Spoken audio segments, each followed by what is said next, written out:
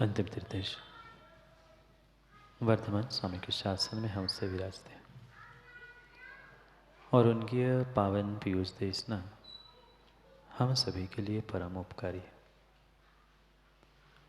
अनादिकाल से हमारी आत्मा जो जन्म, जरा और मृत्यु रूपी रोग लगे, उन रोगों का उपशमन करने वाली कोई परम औषधि है तो वह एकमात्र यह जनवाणी। भव्यात्माओं, आज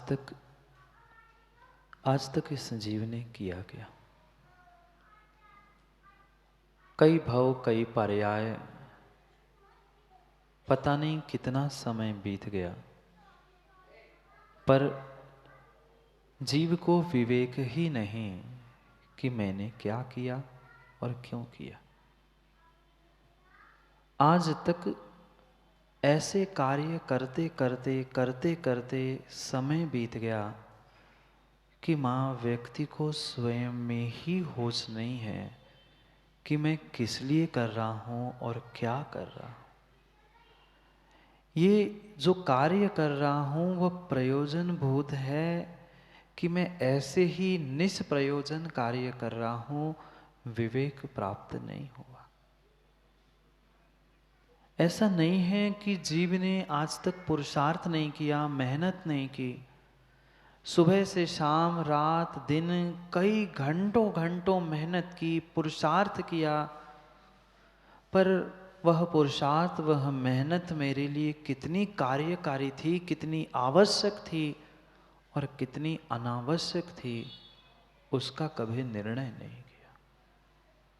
और शायद यही आज तक के अनर्थ की जड़ थी कि हमने उन कार्यों में प्रयोजन, अप्रयोजन, निष्प्रयोजन किसी को नहीं समझा। बोलने लगा, 2-2, 4-4 घंटे व्यक्ति बोलता है, पर उसका फल क्या था? किस लिए किससे बात की? कोई सार नहीं निकला। दिन रात जैसे वह कोई व्यक्ति भूसे को कूटेगा, कुछ मिलेगा? नहीं। ऐसे ही कई सारे कार्य व्यक्ति जीवन भर में, दिन भर में गुड्डा भाई करता है, अंत समय में देखा तो सार कुछ नहीं। पूरे जीवन का कार्य मात्र निस्सार हो गया। खूब मेहनत, खूब पुरुषार्थ किया, पर ये जब तक निर्णय नहीं है कि ये मैं कार्य कर रहा हूं, इसके पीछे प्रयोजन क्या है, मैं इतनी मेहनत कर रहा हूं, इसका फल क्या मिलने वाला है, नहीं पता। और जब तक फल की, प्रयोजन की बात व्यक्ति को ज्ञात नहीं है, तब तक उसका वह क्रिया में पुरुषार्थ करना, मेहनत करना किंचित भी काम का नहीं है। कार्य की छोड़ दो संजय भाई, बचपन से 55 तक पहुंचने का समय आ गया। बचपन से 55 तक पहुंचने का समय आ गया, पर मैंने जीवन क्यों जिया, किस लिए जिया, प्रश्न पूछा कभी? नहीं पूछा। जीवन का भी हमें सार, जीवन का भी हमें बोध नहीं है कि हमने आज तक बचपन से 55 का जीवन जिया, 55 से 80-70 का जीवन जिया, क्या कार्य किया? ये कमाना प्रमोद भाई बहुत बड़ी बात नहीं है। बच्चों को जन्म देना, पालना पोसना माँ, ये भी कोई बड़ी बात नहीं है। इतने करोड़ों का बंगला बना लिया, वो भी कोई बहुत बड़ी बात नहीं है। बुरा लग सकता है संजय भाई, पर क्षमा करना, परम सत्य यही है। वह सुंदर घोंसला चिड़िया भी बनाना जानती है, माँ चिड़िया भी बच्चों को जन्म देना जानती है, पालन पोषण भी करना जानती है। आपने हटके क्या किया? जब तक ये विवेक हमारे भीतर नहीं आएगा कि मैं किसके पीछे क्या कर रहा हूँ, किसके लिए कर रहा हूँ, तब तक तुम्हारे कार्य का कोई भी फल मिलने वाला नहीं है। फल भी मिलेगा तो वह सम्यक फल नहीं होगा। हमने इस श्रावक कुल में जन्म लिया है, श्रावक बने हैं, गृहस्थ बने हैं। क्यों बने? प्रयोजन क्या था? नहीं पता। जैसे आजकल बहुत सारे स्थानों में बड़े बड़े आयोजन होते हैं, पर आयोजन के पीछे का प्रयोजन ही जीवों को ज्ञात नहीं है, पता नहीं है। ऐसे ही जिन जीवों को अपने इस मनुष्य पर्याय के आयोजन का प्रयोजन नहीं है पता, वो निष्प्रयोजन कार्यों में मात्र अनर्थ कर रहे हैं। दो के पीछे अनर्थ कर लिया, अर्थ के पीछे और अनर्थ के पीछे। जिस कार्य का कोई प्रयोजन नहीं था, कोई लक्ष्य उद्देश्य नहीं था, ऐसे कार्यों को करना ही अनर्थ है। अर्थ का लक्ष्य रखने से कभी भी उस अर्थ की यानी 8वीं पृथ्वी की सिद्धि नहीं होगी। इस अर्थ पे, इस धरा पर, इस पृथ्वी पर अगर कोई अनर्थ की जड़ है तो वह अर्थ और अनर्थ दो ही है। अर्थ को तो जान लिया हमने, उस अर्थ के पीछे तो सबसे बड़े अनर्थ कर रहा है। और वही अनर्थ तुम्हें पापों में ले जा रहा है। अगर पापों से बचना है तो हमें पहले अनर्थ से बचना है। माँ, कितने कितने कितने 24 घंटे में आपने ऐसे काम कर लिए जिसका कोई उद्देश्य नहीं था, जिसका कोई प्रयोजन नहीं था, जिसका कोई अर्थ लक्ष्य नहीं था। ऐसे कार्यों में प्रति समय हमने अपने समय को बर्बाद किया। ऐसे भी जीव मिलते हैं महाराज जी, काम नहीं है सो टाइम पास करने के लिए घूमने जा रहे हैं। ऐसे भी जीव है जिनको अपने समय से फुर्सत नहीं है, कामों से फुर्सत नहीं है, और ऐसे भी जीव है जिनका टाइम पास नहीं हो रहा है। दोनों परेशान है बेचारे। एक को टाइम नहीं है सो परेशान है, और एक का टाइम कट नहीं रहा है सो परेशान है। परेशानी तो सबको है, दोनों अनर्थ में है, दोनों अनर्थ में है। जिनको समय कम पड़ रहा है अर्थ कमाने के लिए वो अनर्थ कर रहे हैं, और जिनको समय है पर कार्य का बोध नहीं है, प्रयोजन का बोध नहीं है, वो भी टाइम पास करके अनर्थ कर रहे हैं। और जब तक इस अनर्थ से नहीं उठोगे, अनर्थ दंड को नहीं छोड़ोगे, तब तक विश्वास मानना कभी उस 8वीं अर्थ यानी ईसत प्राकभार 8वीं पृथ्वी पर नहीं पहुंच सकते। क्योंकि अर्थ के बंगेला जी अनेक अर्थ है। अर्थ यानी पृथ्वी, अर्थ यानी ये, अर्थ यानी मीनिंग।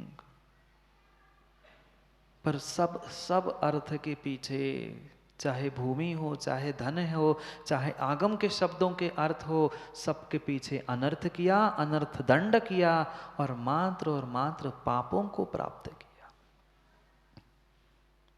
क्या कारण था? इतना समय, इतना बोध, सब कुछ होने के पास भी एक इंसान बन के, भगवान बन के चले गए। क्या राजे जी तीर्थंकर के काल में दिन में 25 घंटे 50 घंटे होते थे? नहीं होते। मात्र इतना ही समय, इतने ही घंटे, इतने ही मिनट, सब कुछ यही था। पर उन्होंने अपने उन साधनों का, समय का सदुपयोग किया, सो वे इंसान से भगवान बन गए। और आपने इंसान के बन के ही, आप इंसान बन के भी समय का, साधनों का दुरुपयोग कर रहे हो, इसलिए इंसान बन के भी हैवान बन रहे हो। आप बजाओ ना तालियां, स्वयं के लिए तालियां बजा रहे हैं। कितने ज्ञानी हैं, कितने ज्ञानी हैं। भगवान के लिए तालियां बजा ली, अपने लिए भी बजा ली। हैवान बनना है क्या? विचार करो, विचार करो। एक इंसान बन के भगवान बन रहा है और हम इंसान बन के इंसान नहीं बन पाए। क्या काम के इंसान और क्या काम की इंसानियत। हम नहीं भगवान बन पा रहे हैं तो कम से कम हैवान तो मत बनो, इंसान बने रहो। नरकों में दूसरों को दुख देने वाले वे ही हैवान बनते हैं जो आज इस धरा पर दूसरों को कष्ट दे रहे हैं अनर्थ रूप से। हंसी में मजाक में एक दूसरे के किसी को मार रहे, किसी को पीट रहे, किसी को धमका रहे हैं। वे परिपूर्ण रूप से नरकों में जाकर नारकी हैवान बनने वाले हैं, क्योंकि उनको पता ही नहीं है। हम तो हंसी हंसी में कर रहे हैं महाराज जी, हम तो मजाक में उसको मार रहे थे, पीट रहे थे। देखो आज के युवाओं को बस जन्मदिन भी सपन मनाना है तो बर्थडे बम जरे क्यों मारा, ऐसे ही आज तो बर्थडे है मारो। आज तुम मार रहे हो, कल नरकों में वही तुम्हें मारने आएगा, पीटने आएगा। आज हमें उस अनर्थ दंड व्रत के बारे में समझना है। कल उन 7 शील व्रतों के विषय में हमने समझना प्रारंभ किया था। कितनी गहरी बात शिवकोटि स्वामी समझा रहे। थोड़ा तो मां समझो ना, थोड़ी तो मर्यादा कर लो। मैं इस सीमा से बाहर नहीं जाऊंगा। जैसे ही तुमने सीमा बना ली, मर्यादा बना ली, दिग्व्रत ले लिया, उसके बाहर के पापों का त्याग हुआ। आज आगे बढ़ते हुए कह रहे हैं सीमा में भी फिर सीमित हो जाओ। जो तुमने जीवन भर के लिए अपनी गमनागमन की मर्यादा बना के रखी थी, उस क्षेत्र के भीतर भी स्थूल पापों को, निष्प्रयोजन पापों को छोड़ दो। आचार्य भगवंत कितने कितने हमारे विवेकी थे। तीर्थंकर भगवान ने जो जो ज्ञान दिया, कहीं भी अविवेक के प्रेरित होकर या कहीं भी सुरेंद्र पंडित जी वह व्यवहार को छोड़ के नहीं किया। अव्यवहारिक होने की कहीं क्रिया नहीं बताई है। श्रावक को उचित व्यवहार कहा, साधु को साधु के उचित व्यवहार कहा, पर व्यवहार करते समय भी दोनों के लिए विवेक बताया। कहीं भी अव्यवहारिक होना न साधु को सिखाया, न श्रावक को सिखाया। भले ही निश्चय में जीने वाले साधु क्यों ना हो, पर व्यवहार आवश्यक है। ऐसे ही श्रावकों के लिए भी कह रहे हो, पता है तुम श्रावक हो, पूर्ण रूप से पाप नहीं छोड़ सकते। जब तक घर गृहस्थी है तब तक किसी ना किसी प्रकार से आपको वह पाप हिंसा का दोष लगेगा। पर इतना लग रहा है, इतना तो कर लो, इतना लग रहा है, इतना कर लो, कुछ कुछ तो घटा दो। हम पाप नहीं घटा रहे, हम अपनी कसायों को नहीं घटा रहे हैं। पता नहीं किसको किसको घटाने में, किसको हटाने में समय बिताया। नहीं बिताया माँ। 16 स्वयं ने पहना और दूसरों को हट हट हट, मैं 16 में हटो हटो। दूसरों को हटाने से काम नहीं होगा, स्वयं की कसाय को घटाने से काम होगा। दूसरों को हटाना आसान है, दूसरों को हटाना आसान है, पर स्वयं की कसायों को, स्वयं की पापों को घटाना उतना ही कठिन है। आचार्य भगवंत कह रहे तुमने सीमा कर ली, दिग्व्रत कर लिया, ठीक है। अब सीमा में भी पुनः अपने पापों को घटाओ ना, कषायों को घटाओ ना। कितनी कितनी कितनी हमने आज तक माताओं विखताओं को प्राप्त किया। चोर कथा, स्त्री कथा, भोजन कथा, मात्र और मात्र इन विकताओं में ही मंदिर का भी समय। बैठे भगवान के सामने पूजा चल रही है और धीरे से पूछ रहे हैं कल त्योहार है बहन, का बना रही। हो गई रेसिपी शुरू। ये अनर्थ दंड है, अनर्थ दंड है। मां मंदिर की चटाई पे बैठकर अगर आप ऐसा अनर्गल वार्ता कर रहे हो तो क्या पुण्य मिलेगा? ये मात्र देव शास्त्र गुरु की आराधना, जिनवाणी सुनना, तत्व चर्चा करना, मात्र इतने लिए ये व्यवस्था बनाई है मंदिर की, प्रवचन आदि की। और इसका आपने अन्य प्रकार से प्रयोग किया, आपने अनर्थ दंड तो किया, साथ साथ आपने निर्माल्य का भी सेवन किया। बहुत गहरी बातें आचार्य भगवंतों ने लिखी है, अभी ज्ञान नहीं है वहां तक पहुंचने का। इसलिए सब कुछ करते हुए भी जीवन में व्यक्ति को कुछ भी प्राप्त नहीं हो पा रहा। 5 प्रकार के उस अनर्थ दंड की व्याख्या आज हमें समझनी है। अनर्थ यानी उपकार जहां नहीं हो रहा है किसी का, न स्वयं का न दूसरे का, ऐसा मेरा जो भी कार्य है वह अनर्थ दंड है, अनर्थ है, बिना आवश्यकता बिना प्रयोजन का है। ऐसे स्वयं विवेक से विचार करें, हमने आज तक कितने निष्प्रयोजन कार्य किए। मुंह चलाना तो मां बहुत ही आसान बात है, कब मुंह चलता है कब बंद होता है स्वयं को ही भान नहीं है। जिनवाणी सुनने बैठे, पूजा कर रहे हैं, फिर भी बातें चल रही है, बातें चल रही, बातें चल रही है। ये अनर्थ दंड है, ये प्रमाद चल रहा है, प्रमाद चल रहा है। प्रयोजन क्या था? हम तो स्वाध्याय पूजा करने सुनने के लिए पहुंचे थे, पर पूरी पूरी पूरी बातें और पूरी गप्पे कहाँ करनी? वही मंदिर और प्रवचन में। क्या करें महाराज जी, बहुत दिनों बाद तो वो कोरोना खुला है, लॉकडाउन खुला है, अभी तो मंदिर में मिलने का समय मिला है, घर तो जा नहीं पा रहे हैं, मंदिर में ही बतिया ले। बतिया लो, कर्म भी कहेंगे तुम बतिया रहे हो, मैं भी तुम्हें मंदिर में ही चिपक रहा हूं। अनर्थ अनर्थ हो रहा है, मात्र और मात्र निष्प्रयोजन अनर्थ रूप कार्यों से, बातों से, क्रियाओं से। कितना हम प्रयोजन को विचार करते हुए, लक्ष्य को विचार करते हुए उस साधनों का उपयोग करते हैं। चाहे ये अर्थ हो, चाहे कोई भी अर्थ हो, उसका अर्थ यानी पदार्थ, अर्थ यानी धन, सबका दुरुपयोग, सबका दुरुपयोग किया। वाणी मिली थी, अच्छी भाषा मिली थी, भाषा वर्गणाएं मिली थी, व्यक्ति ने उसका दुरुपयोग किया। ज्ञान था, बुद्धि थी, वक्तव्य था, कम से कम उसका लोगों को पापों से दूर होने के लिए उपदेश करते।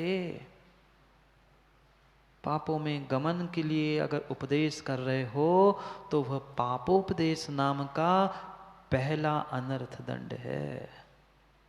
5 प्रकार के अनर्थ दंड कहे आचार्य भगवान ने।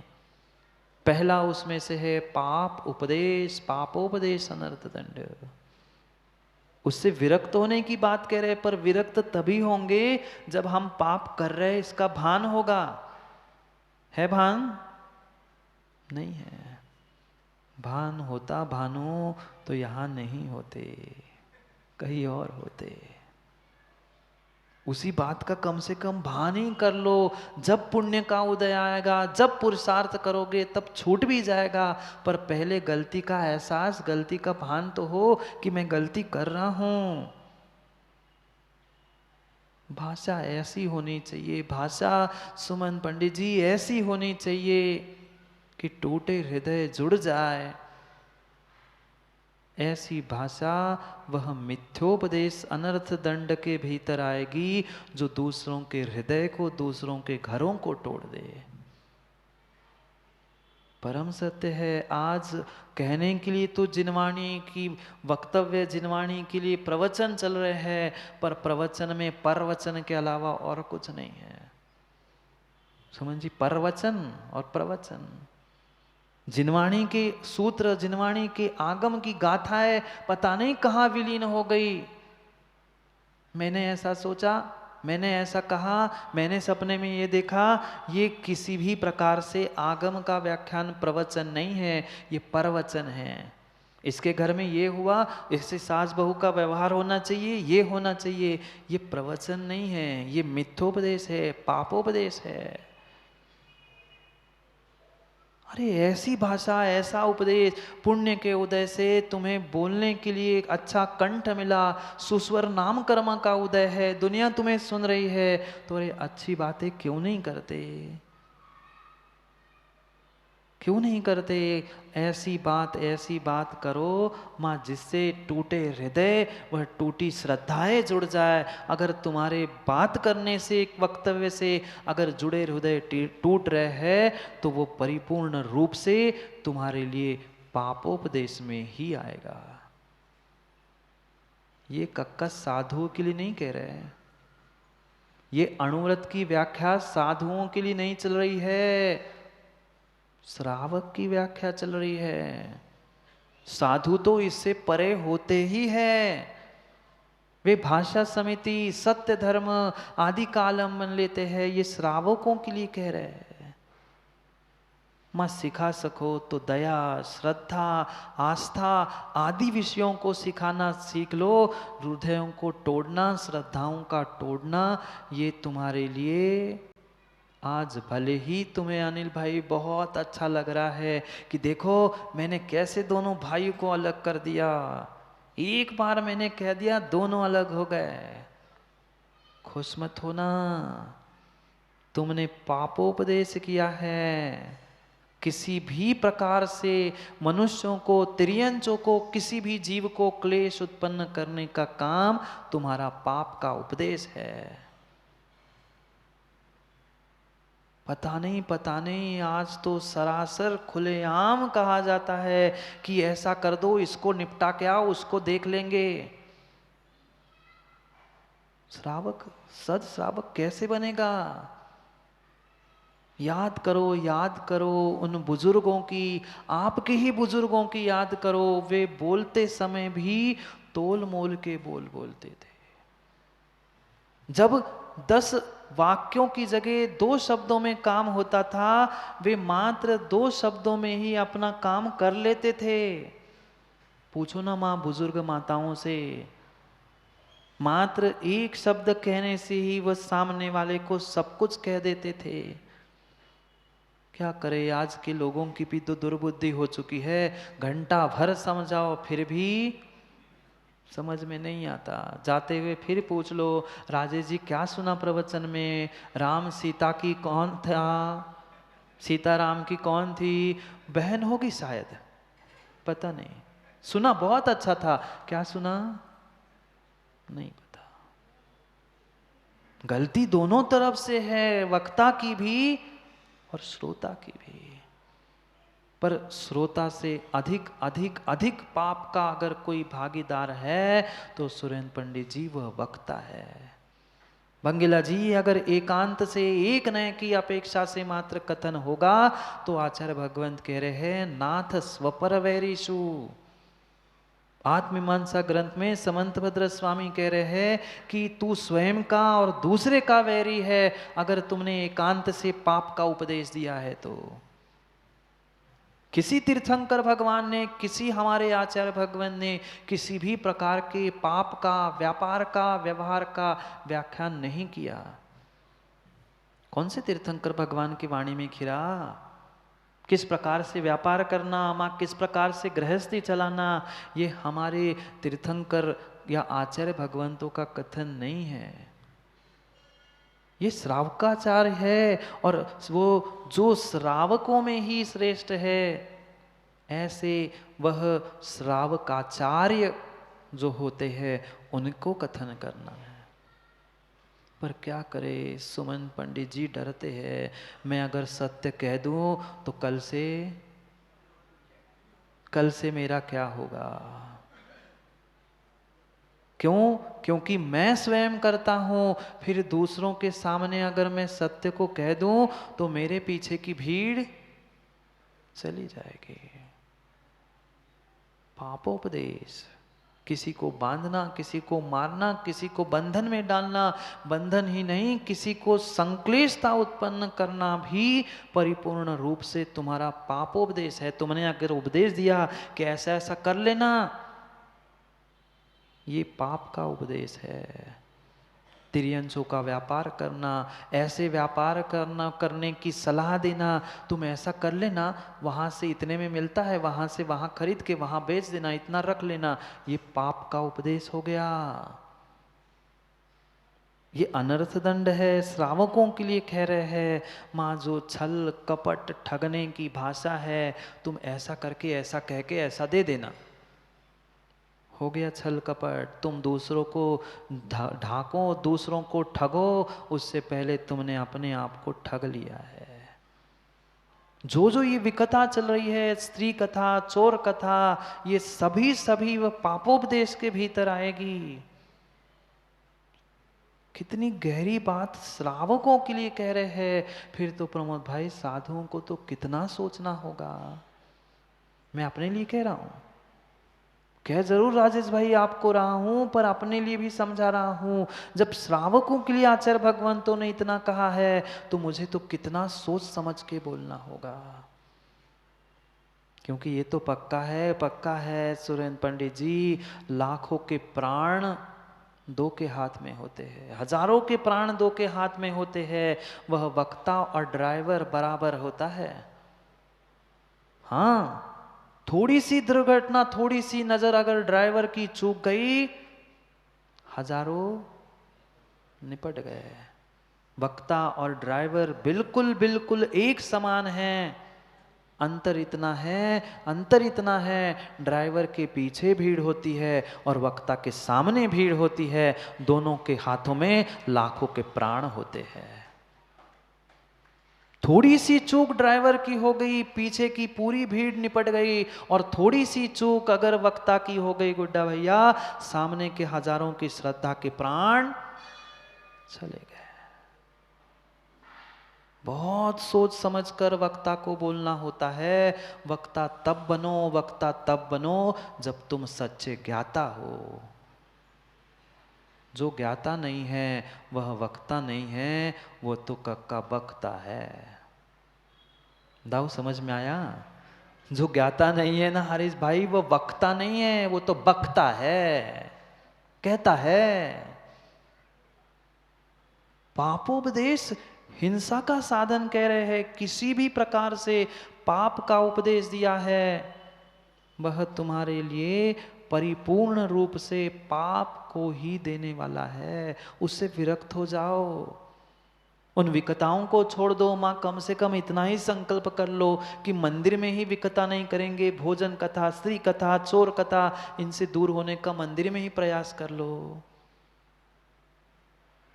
कुछ तो मर्यादा करनी होगी। ऐसी भाषा धर्मात्मा को, सद श्रावक को, सद गृहस्थ को किंचित भी शोभा नहीं देती, जिससे किसी का घर, जिससे किसी की श्रद्धा टूटे। जोड़ नहीं पा रहे हैं तो कम से कम तोड़ो तो मत। भले ही तुमने उपदेश मुंह से नहीं दिया, मात्र आंखों से ही इशारा कर लिया, उंगली से इशारा कर लिया, दूसरे को देखकर, दूसरे के बारे में उसको संक्लिष्टता उत्पन्न कर दी, हो गया काम। तुमने वह पाप का उपदेश दे दिया, मुख से नहीं, आंखों से उपदेश दिया। संक्लिष्टता उत्पन्न की, वध बंधन के व्यापार का, किसी भी प्रकार से किसी को पीड़ा दुख देने का जो उपदेश दिया जा रहा है, श्रद्धा को तोड़ने का उपदेश दिया जा रहा है, वो परिपूर्ण रूप से पापोपदेश है। किसके लिए कह रहे शिखर पंडित जी? इधर बैठे हुए श्रावकों के लिए कहा जा रहा है। फिर तो हमें कितना सोच समझ के बोलना होगा। हमारी तो भाषा समिति है, सत्य महाव्रत है, सत्य उत्तम सत्य धर्म है। कितने तोल मोल के बोल चाहिए। जब श्रावक के लिए इतना सूक्ष्म कथन है, तो साधु रूपी वक्ता को कैसा उपदेश देना चाहिए, स्वयं सोचना होगा। लाखों के प्राण, हजारों के प्राण तुम्हारे हाथ में है। तुमने थोड़ी सी गलत बात कह दी, तुमने थोड़ा सा भी गलत उपदेश दे दिया, थोड़ा सा भी विपरीत कथन कर लिया, क्या हुआ? तुम तो कल्याण करके चले जाओगे अशोक जी। माइक पकड़ना हर किसी को अच्छा, बुरा नहीं मानना, किसी से भी कह दूं पीछे कोई भी पकड़ के खड़ा हो जाएगा, पर माइक पकड़ना हर किसी को बहुत अच्छा लगता है। माइक, माला और मंच सबको अच्छे लगते हैं, पर उसको निभाना उससे अधिक कठिन होता है। कठिन होता है, कठिन होता है। तुमने तो दो चार बातें कर ली, तुम्हारे पर श्रद्धा विश्वास करके सामने वाले ने स्वीकार कर लिया, अरे अशोक पडरुआ कह रहे मतलब सत्य होगा। मान ली, तुम तो अपना कल्याण करके गुरु से प्रायश्चित लेके स्वयं प्रायश्चित करके वह मोक्ष भी जा सकते हो, पर तुम्हारी बात सुन के जो भ्रमित हुए हैं उनका क्या होगा? पूछो ना उस जीव से, उसने तो मुक्ति प्राप्त कर ली। कौन? 363 मत बनाने वाले जीव ने तीर्थंकर की बात नहीं मानी, स्वयं तो कल्याण करके महावीर बन के मोक्ष बैठ गए, और ये कहाँ गए उनके भक्त? 363 मत एकांत के विपरीत कथन वाले वह पाप का उपदेश दे के चले गए, और वे तो सुधर गए। कहने वाले सुधर सकते हैं, पर सुनने वाले, उस पर श्रद्धा करने वाले आज तक पंचम काल में अटके हैं। पापोपदेश है। उन विकथाओं को करना, सास बहू की कथाओं की, घर घर की कहानी सुनाना, ये आगम के उपदेश नहीं है। किस बात की जावाणी के ज्ञान से सूझे लो कालो, किस जिनवाणी की वंदना। तुमने तो इधर उधर की घर की कहानी सुना दी, सास बहू की लेक्चर सुनाए, प्रवचन कहाँ हुए? ऐसा ही है, ऐसा ही है। बढ़ाओ दूसरों की श्रद्धा को, बढ़ाओ, लड़ाओ भिड़ाओ मत राजेश जी। बढ़ा सको तो दूसरों की श्रद्धा को तो बढ़ाओ, पर किसी को लड़ाओ भिड़ाओ मत। आज तुम उपदेश देकर अगर 4 लोगों को लड़ा रहे हो, पक्का मानना माँ ये कर्म सिद्धांत है। आज तुम जो जो श्रावकों को या वक्ता को सुनाओगे, कल वही कर्म सिद्धांत है कि वो बुमरान बन के वापिस तुम पे आएगा। समय आने दो संजीव भाई, सबको सब समझ में आएगा। आज जो कुछ भी तुम दूसरे के साथ छल कपट मायाचारी कर रहे हो ना माँ, वो सब कुछ समय आने पर वे तुम्हारी बेटे फिर तुम पर प्रयोग करेंगे, फिर समझ में आएगा मैंने गलत उपदेश दिया था, मैंने पाप का उपदेश दिया था। मत मत मत करो ऐसा कार्य, मत तोड़ो श्रद्धाओं को, मत भिड़ाओ आपस में किसी को।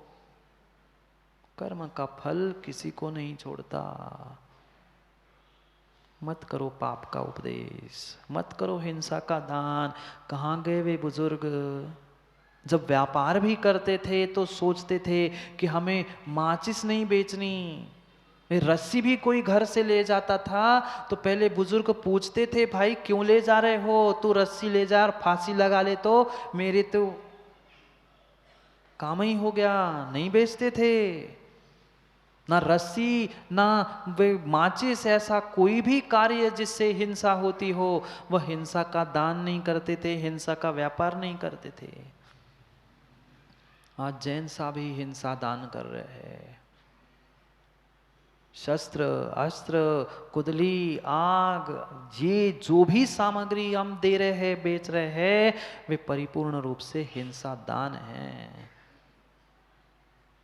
जिससे बंध हो रहा है, बंधन में डाला जा रहा है।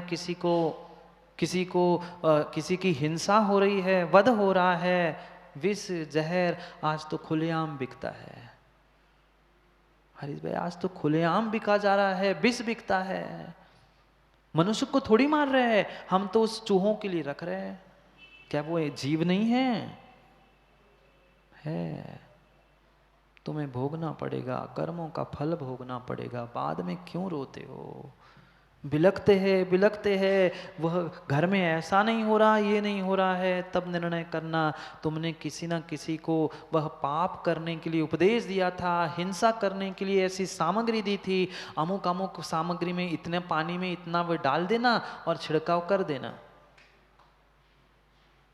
क्या है ये? हिंसा दान भी हुआ और पापोपदेश भी हुआ। वे दवाई डालने से जीव बचते हैं ना? ये भ्रम है माँ आप लोगों का, ये भ्रम है आप लोगों का कि वह कछुआ छाप ऑल आउट लगाने से जीव बचते हैं, भागते नहीं, वे तो वही मरते हैं। क्या करे संतोष जी, क्या करे प्रमोद जी? आज त्यागी व्रतियों की व्याख्या हो रही है, ऑल आउट कछुआ तो चलता है? नहीं चलता, नहीं चलता, नहीं चलता। सुख भाई, बहुत ज्ञानी बन जाना, अच्छे पंडित बन जाना, अच्छे सुमन जी वक्ता बन जाना, पर कहीं कहीं वक्तव्य करने के लिए भी पहुंचो तो किसी के घर में नहीं रुकना, नहीं रुकना, नहीं रुकना। अगर आप सच्चे धर्मात्मा हो, आप सच्चे त्यागी व्रती हो, तो ये धर्मशालाएं किस लिए बनाई हैं? आज तो खोजते हैं प्रमोद से ऐसा कोई सेठ मिल जाए, उनके घर में रह लूं तो 2-4 महीने का काम निकल जाए। हाँ, ये लिखा है, मुझसे लड़ने मत आ जाना, मैं एक एक के प्रमाण बता सकता हूं प्रमोद भाई। अपन आगम के बाहर, प्रमाण के बाहर कुछ नहीं बोलते। तुम त्यागी व्रती हो, तुम वक्ता बन के गए हो, धर्म के और धर्मात्मा के प्रतिनिधित्व करने के लिए गए हो। तुम्हारा कार्य धर्मात्मा जैसे ही जीना है। हम उनकी भेष को, धर्मात्मा पने को अगर नहीं समझ पा रहे हैं, अनर्थ क्रिया कर रहे हैं, हमारा वह धर्मात्मा का स्थान, सामूहिक स्थान छोड़ के कहीं पहुंचना, ये परिपूर्ण रूप से हमारा अनर्थ दंड है, निष्प्रयोजन है। जहां स्थान नियत है वही स्थान होना चाहिए। मत करो अनावश्यक, मत करो मां अनावश्यक रूप से पाप। पाप तो श्रावकों का होगा, पर जितना आवश्यक है उतना सीमित करो ना, अनावश्यक क्यों? कितना कितना अनावश्यक रूप से अपध्यान चलता है। कोई किसी का कुछ नहीं बिगाड़ पाता, कक्का कौन बिगाड़ पाया किसका? कोई किसी का कुछ नहीं बिगाड़ सकता। जिसका जितना जैसा पुण्य है वह वैसा होके रहेगा। आप लाख लाख लोगों को टोक लेना, लाख साखल बांध के रख लेना प्रमोद जी, पर पुण्य का उदय होता है, उसके पुण्य को तुम ढाक नहीं सकते। पर अपध्यान कर रहे हो, तुम सोच रहे हो अरे यार उनके यहाँ ऐसा, उसके दुकान में इतना, मेरे दुकान में तो भीड़ ही नहीं है। ये अपध्यान चल रहा है राजेश भाई। कर क्या पा रहे हो? उनके दुकान से खींच के लाओगे? नहीं ला सकते। तुम कह सकते हो, लोगों को लोभ दिला सकते हो, पर पकड़ के कोई किसी को ला नहीं सकता। ले भी आओगे, ले भी आओगे तो कितने दिन तक? गुड्डा भाई, कितने दिन तक तुम ग्राहकों को फुसला के घर दुकान में ला सकते हो? 1 बार, 2 बार, 3 बार, चौथी बार वो समझ जाएगा कि ये तो ऐसे ही है, ऐसे ही है, ऐसे ही है। अनिल भाई, तुम लाख बुला लेना, हमारे मंदिर में पूजा करने चलो, चलो चलो मेरे वेदी में पूजा करने चलो। तुम जबरदस्ती माथा पकड़ के, हाथ पकड़ के 1-2 बार ला सकते हो। अगर उसके भीतर श्रद्धा नहीं है तो तुम हाथ क्या, वो साखल से बांध के भी रखो तो भी वो नहीं करने वाला। अरे उसे अपने से जोड़ना है तो श्रद्धा से क्यों नहीं जोड़ते? बलात् जबरदस्ती किसी का माथा चरणों में रखने से जरूरी नहीं है वो धर्मात्मा बन जाए। श्रद्धा से भीतर से जोड़ना सीखो, हृदयों को जोड़ना सीखो। बाहर से जोड़ा तो क्या जोड़ा, बाहर से तो वो बेड़ी से भी जुड़ा होता है, पर नहीं जुड़े हाथ। ऐसे जुड़ जाए श्रद्धा से तो कर्मों की निर्जरा हो जाए, और ऐसे साखल से जुड़ जाए सो घोषित हो जाए कि तुमने पाप किए। अपध्यान चल रहा है, किसी दूसरे जीव के बारे में आप जो भी अनर्गल सोच रहे हो, अनावश्यक सोच रहे हो, इसको तो मरना ही चाहिए था, अच्छा हुआ जल्दी चिपक गया। बोल दिया और मन में सोच लिया, अपध्यान भी हो गया और पापोपदेश भी हो गया। और उसके लिए और माचिस दे आया, जल्दी से जला के आना। हिंसा दान और हो गया। आज क्या क्या बेच रहे हैं, क्या क्या कर रहे हैं, समझ में ही नहीं आ रहा है। किस बात के जैन साहब और किस बात के तुम अहिंसक। सोच समझ के व्यक्ति, हमारे पूर्वज व्यापार करते थे, फूंक फूंक के कार्य करते थे। हम तो थूक थूक के काम करते हैं। हाँ सही कह रहा हूं, पहले फूंक फूंक के करते थे, हम तो दूसरों पे थूक थूक के करते हैं। वो वैसा, ये मैं कैसा, देखना भाई। दूसरे के बारे में किसी भी प्रकार से हम चिंतन कर रहे हैं, उसके बुराई, उसके बारे में उसकी गलती, उसकी निंदा वचनों में नहीं, भीतर भी, दिमाग में, मन भी चल रहा है, तो अपध्यान नाम का अनर्थ दंड है। किसी जीव, किसी प्राणी के बारे में, वध, बंधन आदि के बारे में, पर स्त्री पर पुरुष के बारे में, हिंसाजन्य क्रियाओं के बारे में सोच रहा है, वह हमारा अपध्यान चल रहा है, दुर्ध्यान चल रहा है। वही तो आर्द्र रौद्र रूप दो प्रकार से है, उसके पुनः 4 4 8 वेद, वो सब कुछ पढ़ के रखे हैं। पर मां कितना दुर्ध्यान अपध्यान छोड़ा। किसी भी प्रकार से पर के हित के अहित के बारे में, पर के अहित के बारे में अगर हम सोच रहे हैं, भले ही स्वयं का हित हो नहीं हो, पर इसका, ऐसे भी जीव है पंचम काल के राकेश जी, मेरा हो सो हो, जो होगा मैं निपट लूंगा, पर इसको तो निपटा के रहूंगा। कर क्या पा रहा है, कर क्या पा रहा है? कोई कुछ नहीं कर पा रहा है। अगर ऐसा सोचने से कोई किसी का बुरा कर सकता, तो संसार में कोई जीव जिंदा ही नहीं रहता।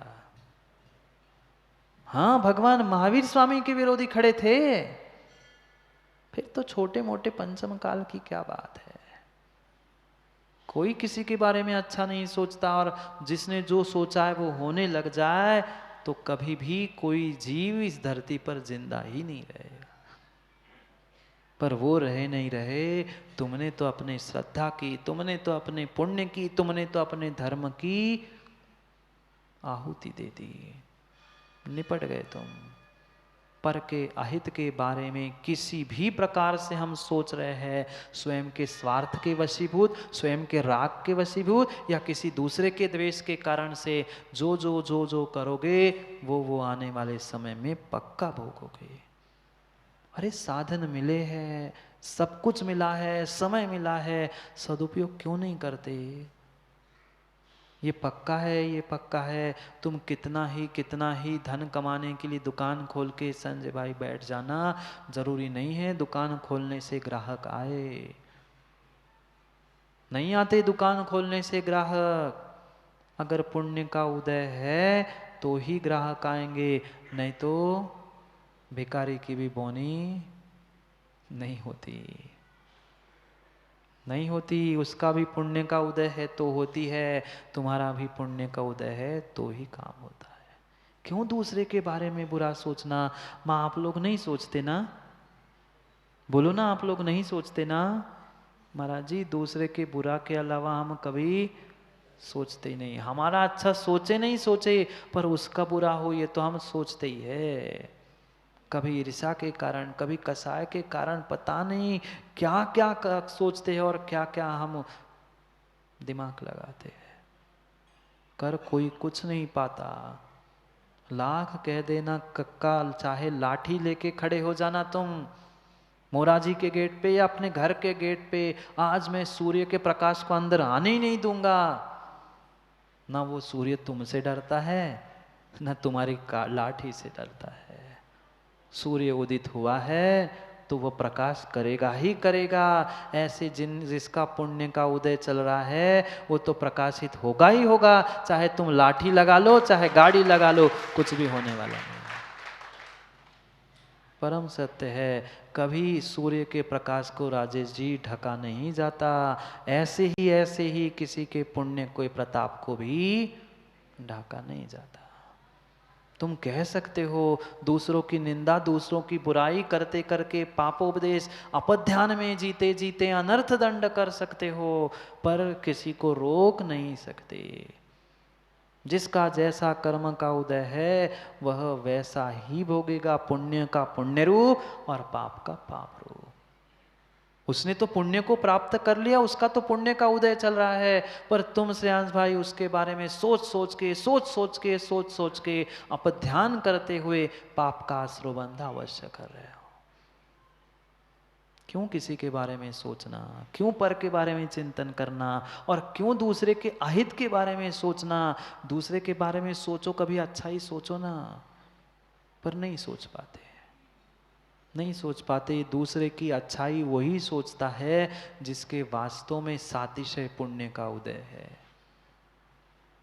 सातिशय कह रहा हूं, विशेष पुण्य का उदय है। सामान्य के पुण्य में, सामान्य पुण्य के उदय में ही व्यक्ति सोच पाता है, नहीं तो नहीं सोचता। पर अच्छा वही सोचता है जो पुण्यानुबंधी पुण्य, सातिशय पुण्य साथ लेके चलता है। स्वयं का निर्णय करो। कितनी कितनी अनावश्यक रूप से हम बैठे बैठे अनर्गल चर्चा करते हैं। बैठे बैठे बैठे बैठे ये मंदिर की चटाइयाँ कैसे टूटी माँ, ये पूजन के बर्तन, पूजन की टेबल, ये कुर्सियाँ अपने आप टूटी नहीं, बैठे बैठे चटाई पे चल रहा है। अब बोलने वाला कोई नहीं है, सुनने वाला कोई नहीं है, वो चटाई से ही खेल रहे हैं। पता चला 1 घंटे में एक धागा तो निकाल ही दिया, करते करते 4 महीने में तो पूरी चटाई खोले ही के रख दी। अपने आप नहीं मंदिर की चटाई या टेबल बर्तन टूटते। ये प्रमादचर्या है, ये प्रमादचर्या है, अनर्थ दंड है, बिना प्रयोजन। अब चटाई खेल रहे, काम नहीं है तो लोगों ने कहा नाखून घिसते रहो, बाल काले रहेंगे। जिनके नाखून नहीं है क्या उनके बाल नहीं है? सोचो, कह रहे काम नहीं है नाखून घिसो। भाई कुछ तो है, पर उसे घिसने से जरूरी नहीं है तुम्हारे बाल काले बने रहे, है क्या? नहीं है। ये अनर्थ दंड चल रहा है, अनावश्यक रूप से प्रमादचर्या चल रही है। कुशलेषु अनादरा प्रमादा, कुशल क्रियाओं में जो अनादर चल रहा है वह हमारा प्रमाद है। बैठे हैं जिनवाणी सुन रहे हैं, पर अब मन नहीं लग रहा है, कभी इधर लुढ़के कभी उधर लुढ़के, कभी तालियां बजाने लग गए, कभी हाथ ही मलने लग गए, कभी जमाई लेने लगे, कभी टिक के बैठ गए। ये प्रमाद है। कुशल क्रियाओं में जो जो अनादर कर रहे हैं वह हमारा प्रमाद है। चैन नहीं पड़ती, क्या करे, इतना इतना इतना जीवों के भीतर कर्तृत्व भाव भरा बैठा है कि जमीन पे भी बैठे, ठीक है चटाई की मना के दी, हम जमीन पे बैठे, जमीन को ही कुरेदने लगे। देखो तुम गड्ढे मंदिर में ऐसे नहीं पड़ते, बैठे बैठे जमीन कुरेद रहे हैं, कोई काम नहीं है। दिमाग में किसी के बारे में सोच रहे हैं, उसका ऐसा करेंगे, और जितनी गुस्सा दिमाग में आ रही है उसके बारे में कसा है, उतनी जोर जोर से इधर गड्ढे हो रहे हैं। हाँ परम सत्य है, परम सत्य है, यही कह रहे हैं। ये प्रमादचर्या है माँ, प्रमादचर्या है, छोड़ दो भूमि को खोदना अनावश्यक रूप से। माँ क्या आलोचना पाठ नहीं पढ़ा? आलोचना पाठ में तो कई बार पढ़ा कि हमने भूमि खोदी, पवन बिल्योलो, अग्नि में, सब कुछ पढ़ लिया, पर शाम को पढ़ लिया और सुबह फिर से वही। फिर शाम को कर रहे हैं ना महाराज जी आलोचना, पहले गड्ढा करो और फिर लेवल करो। भाई गड्ढा ही मत करो ना, लेवल करने की जरूरत ही क्या है? जितना खोदोगे उतना माल भी भरना पड़ेगा, जितना पाप का गड्ढा खोदोगे उतना पुण्य भी उसमें भरना पड़ेगा, तब लेवल हो पाएगी, नहीं तो नहीं हो रही लेवल। कितना कितना कितना अनावश्यक रूप से पानी फैला दिया। माँ आप लोग नहीं फैलाते ना? एक लोटे में अगर वह काम हो रहा है तो पता नहीं भानु घंटों घंटों शावर के नीचे नहा रहा है, मजा आ रही है। चालू है इधर श्रावर, बरस रहा है वो पानी, 2 घंटे चल रहा है, नहा रहा है।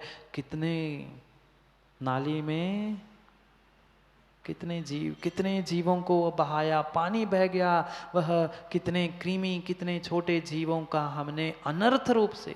आवश्यकता थी श्रावकों के लिए, शरीर की शुद्धि के लिए नहाने की आवश्यकता है, पर 2 घंटे नहीं, 2-4 लोटे से भी नहाया जा सकता है, पर क्या करे, अब बैठे घंटों घंटों उस स्विमिंग पूल में और बाथ टब में। नहीं, मैं बंद नहीं करा रहा हूं संजय भाई तुम्हारी, पर जब भी डुबकी लगाओ तब सोच लेना मैं क्या कर रहा हूं। 2 बाल्टी 1 बाल्टी में काम हो रहा था, अब वो इतना बड़ा बाथ टब है, बैठे उसमें घिस रहे हैं, उसी गंदे पानी में बैठे बैठे सब, क्या पता क्या करते। ये अनर्थ दंड है। अनावश्यक रूप से हम जो पानी का छान के भरा था ना टैंक में और उस टब में छान के भरा था, प्रासुक करके भरा था, नहीं, छान के भी भरा तो 48 मिनट बाद उसकी मर्यादा समाप्त हुई थी, तुम तो 2 घंटे से लौट रहे। हंस रहे हो आप लोग? अरे भैंस थोड़ी कह रहा हूं मैं, वो तो कीचड़ में लौटती है, तुम टब में लौट रहे हो। अंतर इतना है, वो सबके सामने बुना विवेक के सही भी लौटती है और आप दरवाजा बंद करके लौटते हो, अंतर इतना ही सही है। उसको अनर्थ दंड नहीं कहा, पर तुम्हारा अनर्थ दंड है, अनावश्यक रूप से तुम्हारा वह प्रमाद रूप चर्या चल रही है। आवश्यकता नहीं है, फिर भी अग्नि जल रही, फिर भी पंखा जल रहे। हमने तो देखा कक्का पता नहीं, हम कहीं से भी जाते बच्चों को कहते भैया ये बंद कर दो, वो बंद कर दो, जहां जाओ वहां कहीं ना कहीं वो सुदर्शन चक्र चलता ही रहता है। नीचे कोई है नहीं है, हाँ मंदिर की खुर्ची खाली पड़ी है, उस खुर्ची को सुखा रहे, पता नहीं क्या सुखा रहे। भाई आपने जलाया है तो बंद तो करो। बहुत अच्छी बात तो यही है कि मंदिरों में ऐसे पाप के उपकरण होने ही नहीं चाहिए, बिल्कुल नहीं होने चाहिए, पर क्या करे आजकल वो इतनी व्यवस्था सुंदर हो गई है। अब तो पंखे तो हटा ही दिए महाराज जी हमने, कूलर और एसी के बिना बातें ही नहीं चलती, सेंट्रल एसी है महाराज जी मंदिर में। क्या कर रहे हैं, भोग भोगने जा रहे हैं कि भगवान के दर्शन करने जा रहे हैं? भाई वो भोग भोगने का नहीं, पापों की निर्जरा करने का स्थान था, पापों का बंद करने का नहीं। उसी का द्रव्य राजे जाके जी उसमें लगता है जिसने पाप से वो कमाया है। पुण्यात्मा की संपत्ति पुण्य कार्यों में और पापात्मा की संपत्ति ऐसे पंखे कूलर पाप के साधनों में लगती है। तुमने दान भी दिया उस सामग्री के लिए तो पक्का मानना तुमने वो पाप से कमाया था और दे के भी पाप कमाया है। जब जब उस पे वह खटका जलेगा और वह घूमेंगे ना, तब तक वह तुम्हें पाप का आश्रय करने वाला है। हाँ क्या करे, अब घूमने की इतनी आदत हो गई अनिल भैया को, पंखे पे भी नाम लिखते हैं अनिल बस की तरफ से, घूमो तुम चक्कर। प्रतीक है नेमी भाई, ये मात्र पंखा घूमना नहीं, जैसा पंखा घूम रहा है वैसा दान दे के तुम भी संसार में घूम रहे हो, क्योंकि हिंसा दान है, क्योंकि प्रमादचर्या है। समय है तो शाम को टहलने जा रहे, कहाँ जा रहे, घूमने जा रहे। सुबह सुबह मॉर्निंग वॉक जरूरी है।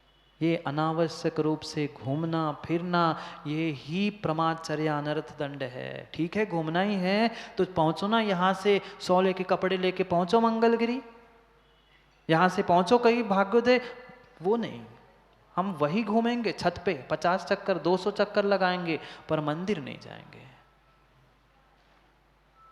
ये प्रमाद है, अप्रमादचर्या है। घूम रहे बेचारे आंखों की ज्योति बढ़ाने के लिए, दूसरों की ज्योति मिटाने के लिए घास पे घूम रहे सुबह सुबह। देखता हूं सुबह जंगल जाता हूं दाऊ, वो लोग वहां परिक्रमा लगा रहे भाई, कहाँ उदासीन आश्रम के पीछे उस खेतों की तो परिक्रमा लगा रहे, उतनी परिक्रमा भगवान की वेदी की और मंदिर की लगाते तो बेटा पाप की निर्जरा होती, वहां क्या पाप कमा रहे हैं। क्या करे, भ्रमण मार्ग बनाए जगह जगह पे, सुंदरता के लिए भूल रहे हैं तुम, सुंदरता के पीछे पाप का आश्रय कर रहे हो। अरे घूमना ही था, परिक्रमा ही लगानी थी, माँ भगवान को 108 परिक्रमा रोज लगाने का नियम लो ना। कैसे बीपी डायबिटीज बढ़ता है तुम्हारा, दोनों काम हो जाएंगे एक में। पर ये दृष्टि कहाँ है, चक्कर काट रहे उसके, खेतों के रास्ते पे घूम रहे हैं, टहलने जा रहे हैं, और सीधे सीधे थोड़ी जाते हैं, जाते तो हाथ में एकाध लकड़ी चाहिए, डंडी चाहिए कुछ, कहीं इधर मारो, कभी इसको मारो, कभी इसको धक्का दो। ये प्रमादचर्या है। कोई काम नहीं, बैठे बैठे बैठे उस पेड़ के बगल में बैठे थे, पेड़ का पत्ता ही तोड़ दिया, जमीन पे घास लगी थी घास ही तोड़ दी, घास ही उखाड़ दी। ये इतने इतने कामों से तुम पाप कमा रहे हो, पाप कमा रहे हो। अनावश्यक रूप से माँ गप्पे लगाने बैठ जाना, बातें करने बैठ जाना, पता नहीं दुनिया भर की कौन सी किट्टी पार्टी और कैसी कैसी पार्टी शुरू कर दी आप लोगों ने। भगवान के मंदिर में आने का ये नहीं पूछो संजय भाई हमें कहाँ से क्या क्या पता है, बहुत कुछ सबके घर की सब पता है। ये भी बता सकता हूँ कौन से घर में कब किट्टी पार्टी हो रही, किसने क्या खिलाया, सब कुछ वो नहीं पूछो। भले ही मैं कम बोलता हूँ पर सुनता देखता बहुत कुछ हूँ। अपन समय पे बोलते काका, अपन असमय पे नहीं बोलते, अपन एक ही टाइम पे यही है बस। बाकी तुम बोल लो 23 घंटे 1 घंटा मेरा है, फिर पूरी समझ में आएगी। वो पार्टी, ये फंक्शन, वो फंक्शन, दुनिया भर के नाटक है। ये प्रमादचर्या है। फिर रोते हैं बिलखते हैं, महाराज जी हमें पुण्य नहीं मिल रहा, हम पापी है। अरे पाप करोगे तो पाप ही तो मिलेगा। ये बनाएंगे वो खिलाएंगे, किसमें समय गया? पार्टी में बकबक करने के अलावा, एक दूसरे की निंदा पुराण के अलावा, भोजन कथा के अलावा, भोजन करने के अलावा क्या किया? वही तो किया। ये प्रमादचर्या है, प्रमादचर्या है।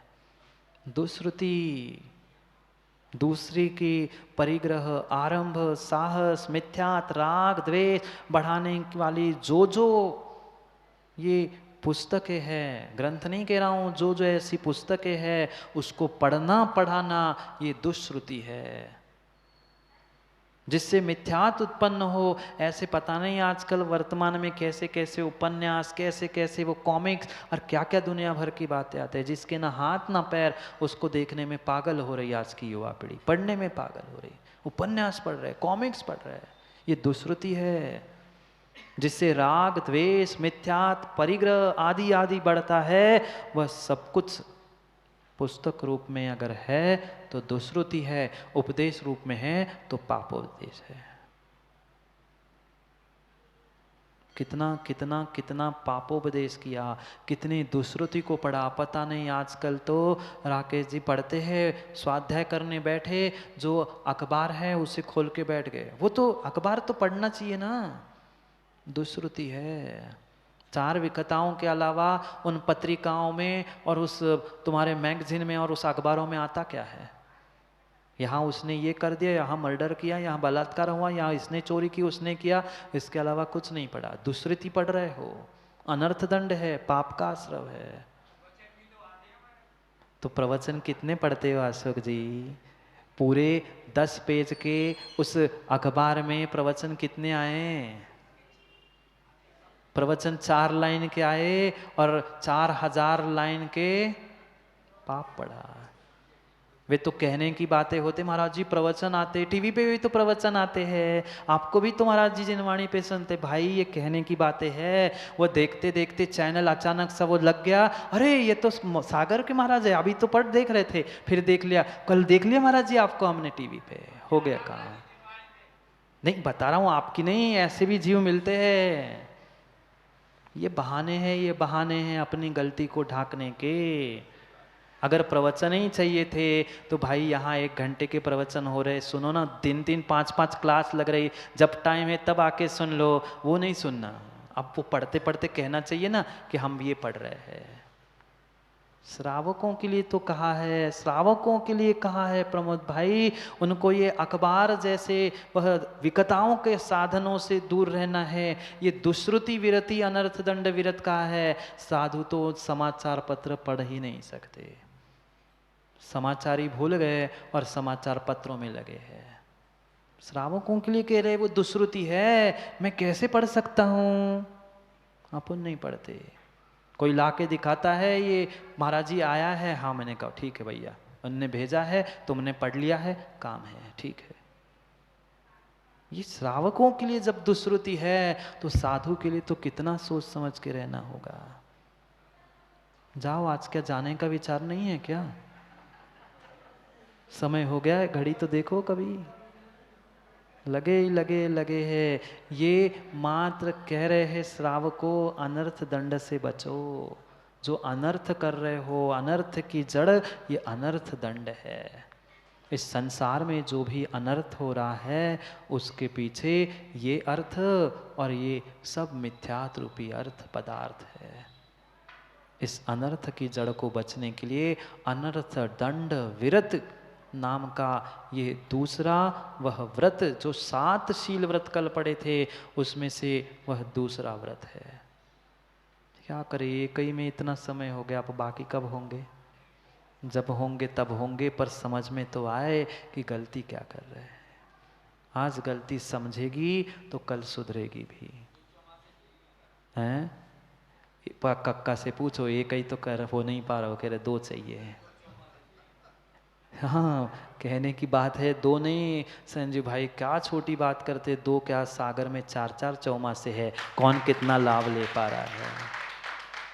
कह रहे 2 चौमासे, ये 2 नहीं, मैं तो पिछली बार भी ललितपुर में था प्रमोद भाई, वहाँ भी 3 चौमासे थे, और सागर का और पुण्य का, सागर वालों का और पुण्य का उदय है, तो यहाँ 3 क्या 2 क्या, वो 4 चौमासे हो रहे हैं, कहीं तो लाभ ले लो भाई। हैं? आज वो अभी हड़ताल चल रही ना, उनकी स्ट्राइक चल रही, सो बैठे हैं। समय हो गया है, हमें सबकी सब पता है। समय हो गया है, समय को समय पे समझना है। अभी तो मात्र अनर्थ दंड की व्याख्या हुई, अभी और भी कुछ समझना है। बहुत अच्छी बात है, जितना समय दे रहे संजय भाई वो भी बहुत है। हाँ बहुत है, क्योंकि साधन तो है, पर साधन का सदुपयोग पुण्यात्मा ही करता है, पापी नहीं कर सकता। समय का और साधन का सदुपयोग करके अनर्थ दंड से बचो, अनावश्यक निष्प्रयोजन कार्यों से बचो, तो ही संसार से बच सकते हो। पुनः समय पर समय की बात करने के लिए अगली व्याख्या के लिए समय पे मिलते हैं, क्योंकि समय पे किया गया काम समय को दिलाता है। बोली भगवान महावीर स्वामी की